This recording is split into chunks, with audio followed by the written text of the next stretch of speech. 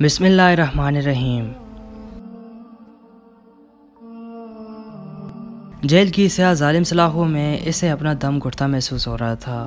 اپنوں سے جدائی کا غم ناقابل برداشت تھا۔ وہ دن رات پچھتاوے کے آنسو بہاتی، مگر گزرا وقت کبھی واپس نہ آ سکتا تھا، بلکہ پردہ اسکرین کی مانند اس کے سامنے تمام مناظر چلنے لگتے۔ کوئی بھی عورت اسے طعنہ دیتی تو یہی کہتی، کیسی سیاہ عورت کو ذرا حیا نہیں۔ وہ روتی چیختی رہتی، مگر جیل کی یہ سلاخیں اس کی دردناک زندگی اور موت کی جگہ بن چکی تھی۔ وہ اپنے باپ کی اکلوتی بیٹی تھی۔ ماں باپ بہت ہی غریب تھے۔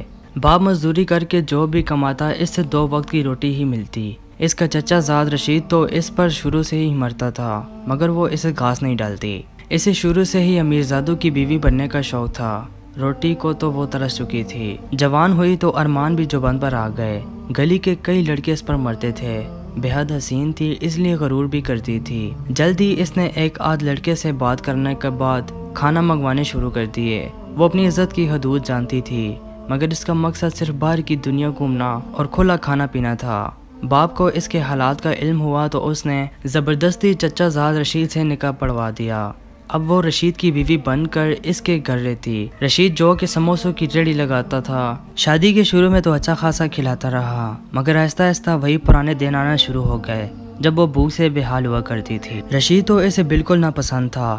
وہ اسے محبت سے دیکھتا بھی تو اسے خوب ڈانٹتی اور اپنی طرف دیکھنے سے بھی منع کر دیتی۔ رشید بھی اس کے حسن کا اسیر تھا اور اب تو اسے اولاد کی خواہش بھی تھی، مگر نازیہ جانتی تھی جو اسے پیٹ بھر کر نہیں کھلا سکتا وہ اس کی اولاد کو کیا کھلائے گا، اس لیے اس نے اولاد نہ پیدا کرنے کی ٹھان لی۔ اب رشید بھی روز آگ بگولا ہوتا اور خوب مار پیٹ کرتا۔ وہ روز رشید کی مار پیٹ کھا کر تنگ آ چکی تھی۔ وہ کہیں دور ایک آزاد پنچھی کی طرح اڑنا چاہتی تھی۔ وہ اس ظلم سے نجات بھی حاصل کرنا چاہتی تھی، کیونکہ جانتی تھی وہ والدین کے گھر واپس بھی نہیں جا سکتی، کیونکہ وہاں فاقوں اور طوفان منڈلاتے رہتے ہیں۔ وہ خود سے تنگ آ گئی۔ کبھی کبھی دل کرتا خود کو ختم کر لے، لیکن چاہ کر بھی ایسا نہ کر سکتی۔ رشید کا چھوٹا بھائی یعنی اس کا دیور بشیر جو شہر کی فیکٹری میں کام کرتا تھا، اکثر ان کے گھر آتا اور شہر کی بڑی بڑی باتیں کرتا، تو نازیہ کا دل بھی چاہتا کہ وہ شہر جائے، اس کے پاس ڈھیروں پیسے ہوں اور پھر وہ ملکہ بن کر راج کرے۔ وہ جانتی تھی رشید کے پاس بھی اپنا گھر ہے، سونا موجود ہے، بہت ساری رقم جمع کر چکا ہے، مگر پھر بھی وہ ان سب تک رسائی حاصل نہ کر سکتی تھی۔ اس نے رشید کو چھوٹے بھائی کو ہی زلفوں کا اسیر بنانے کی کوشش کی۔ جلدی وہ اس کھیل میں کامیاب ہو گئی۔ رشید کی ریڑھی پر کام کرنے والا ملازم افضل بھی اس کے حسن کا دیوانہ ہو گیا تھا۔ وہ انہی 6 برے حالاتوں میں زندگی گزار رہی تھی کہ اچانک غم کی ایسی آندھی چلی جو سب خوشیاں اپنے ساتھ بہا لے گئی۔ وہ روتی رہی، روز چیختی رہی، مگر کوئی اس کی مدد کو نہ آیا۔ اس بھیانک رات میں نقاب پوش ڈاکوؤں نے زبردستی گھر میں گھس کر فائرنگ کی۔ فائرنگ رشید کے سینے میں لگا اور وہ وہیں گر کر فنا ہو گیا۔ رات کے اس پیر سب آرام سے نیند سو رہے تھے۔ اس نے اپنی چیخوں سے سب کو جگا دیا۔ اس کی دردناک چیخوں سے ہر کوئی غم میں مبتلا ہوتا نظر آیا۔ گھر، زیور اور باقی پیسے سب اس کے نام ہو گئے اور سارا دن وہ شور کی یاد میں روتی رہتی۔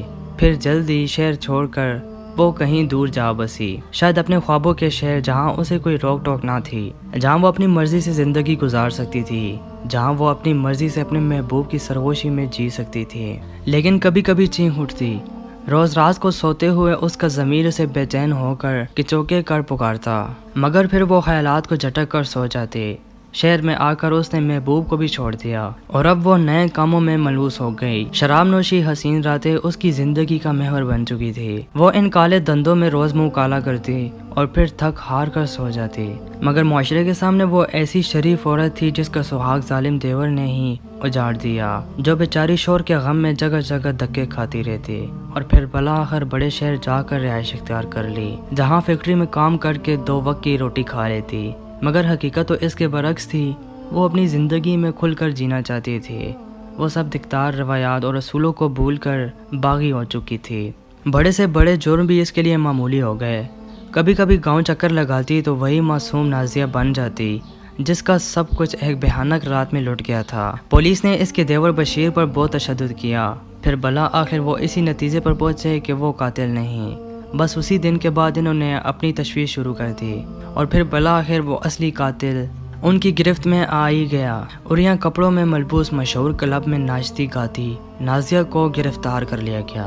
اسے اپنی گرفتاری پر شدید غم غصہ تھا۔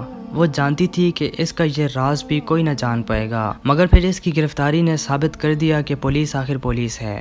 لیڈی انسپیکٹر نے خوب پیٹا اور بار بار اس کے جرم کی داستان پوچھ رہی تھی، مگر نازیہ تھی کہ بس رونی صورت بنا کر یہی کہتی کہ میں نے کچھ نہیں کیا۔ روز اسے خوب مار پڑتی، آخر جسم کے زخموں کی خاطر تنگ آ کر اس نے حقیقت اشکار کر دی۔ رشید مجھ پر ہمیشہ ظلم کرتا تھا، اچھا پیسہ ہونے کے باوجود اچھی روٹی نہ کھلاتا تھا، روز مارتا، کبھی کہتا اولاد پیدا کرو۔ میں اس سے اکتا گئی تھی۔ پھر اس کا بھائی شہر سے آیا تو میں نے اسے زلفوں کا اسیر بنایا۔ ادھر رشید کی ریڑھی پر کام کرنے والا فضل کو بھی اپنا دیوانہ بنا لیا۔ افضل کا کچھ بدماشوں سے رابطہ تھا۔ میں نے افضل کے ساتھ مل کر اپنے شوہر کو ختم کرنے کا منصوبہ بنا لیا۔ میں جانتی تھی کہ میرا دیور شراب کا عادی ہے، اکثر شراب پی کر ہمارے ہی گھر آ جاتا۔ اس روز بھی اس نے خوب پی۔ پھر میں نے اسے نیند کی گولیاں کھلا دیں اور اپنے منصوبے کو پورا کرنے کو تیار ہو گئی۔ افضل نے چہرے کو نقاب سے ڈھکا، اس کے ساتھ 2 اور لوگ تھے۔ وہ گھر میں داخل ہوئے تو میں نے اچانک شور ڈالا۔ میرا شوہر باہر آیا تو انہوں نے تھوڑی ہی دیر لڑائی کے بعد فائر اس کے سینے میں مار دیا، وہیں پھوٹ پھوٹ کر رونے لگی، اپنے کپڑے بھی پھاڑنے لگی۔ پھر افضل کی اس پستول بشیر کے ہاتھ پکڑا کر اسے سین میں لٹا دیا اور میں نے پولیس کو یہی بیان دیا کہ یہ ظالم میری عزت لوٹنا چاہتا تھا اور میری عزت کے رکھوالے میرے ہی شوہر کو اپنے سگے بھائی کو موت کی نیند سلا دیا اور صدمے سے بے ہوش ہو گیا۔ میں افضل کے ساتھ کئی دن شہر رہی۔ اس نے مجھ سے بے وفائی کی، میں نے اسے چھوڑ کر نشہ شروع کر دیا۔ میں نے اپنے آپ کو باقی کرنا چاہا، میں اپنی مرضی سے جینا چاہتی تھی، مگر ان سب میں غلط صحیح، حرام حلال اقدار روایات بھول گئی تھی۔ میں بہت بری عورت ہوں۔ وہ اپنا بیان دیتے ہوئے پھوٹ پھوٹ کر رونے لگی۔ لیڈی پولیس نے بیان لکھنے کے بعد نازیہ سے کہا، اب پچھتاوے کا کوئی فائدہ نہیں۔ جب تمہیں اللہ نے عزت کی زندگی دی تو تم نے قدر نہ کی اور یہ سوچا کہ دنیا کو دھوکہ دے سکوں گی، مگر تم بھول گئی کہ اصل طاقت اللہ کی ہے۔ مجرم چاہے کتنا ہی چلاک کیوں نہ ہو، وہ اپنا جرم کبھی نہیں چھپا سکتا۔